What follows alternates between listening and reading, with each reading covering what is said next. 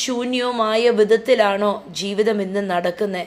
ചിലപ്പം മക്കളുടെ ജീവിതമായിരിക്കാം, നിങ്ങളുടെ ജീവിതമായിരിക്കാം, നിങ്ങളുടെ സാമ്പത്തികമായിരിക്കാം, ആരോഗ്യമായിരിക്കാം, വിദ്യാഭ്യാസമായിരിക്കാം, നിങ്ങളുടെ ജോലിയായിരിക്കാം, നിങ്ങളുടെ ഭവനമായിരിക്കാം.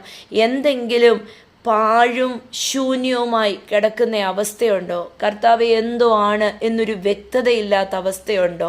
ഹല്ലേലൂയ. ഇതിനകത്തുനിന്നൊന്നും ഫലമുണ്ടാകുന്നില്ലല്ലോ എന്ന് സങ്കടപ്പെട്ടിരിക്കുവാണോ? ഇങ്ങനെ ആരെങ്കിലും പറയുന്നുണ്ടോ, കർത്താവെ ഞാൻ എത്ര നാളായി കിടന്ന് അധ്വാനിച്ചിട്ടൊന്നും ഞാൻ അതിൻ്റെ ഒരു പ്രതിഫലവും കാണുന്നില്ലല്ലോ എന്നൊക്കെ പറഞ്ഞൊരു ശൂന്യത അനുഭവിക്കുന്നുണ്ടോ? ഇന്ന് ധൈര്യപ്പെടണം. ഇന്ന് പറയണം, യേശുവേ എൻ്റെ ജീവിതത്തിൽ ഒന്ന് വരണം എന്നൊന്ന് വാ തുറന്ന് പറഞ്ഞാൽ മതി.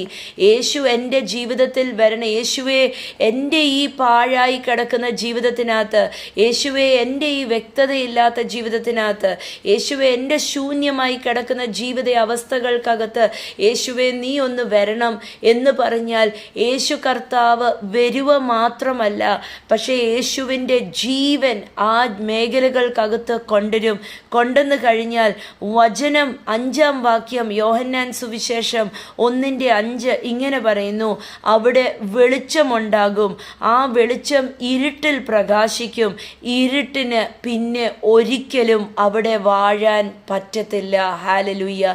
ഇന്ന് ഞാൻ വീണ്ടും പറയുന്നു, ഇന്ന് എന്നെ കേൾക്കുന്ന ആരുടെങ്കിലും ജീവിതത്തിനകത്ത് ഇരുട്ടിൻ്റെ അവസ്ഥ, തപ്പിത്തടഞ്ഞ് നടക്കുക, നാളെക്കുറിച്ച് എന്തുവായി തീരുമെന്നറിയത്തില്ല, ഭാവിയെക്കുറിച്ചൊരു വ്യക്തതയില്ല.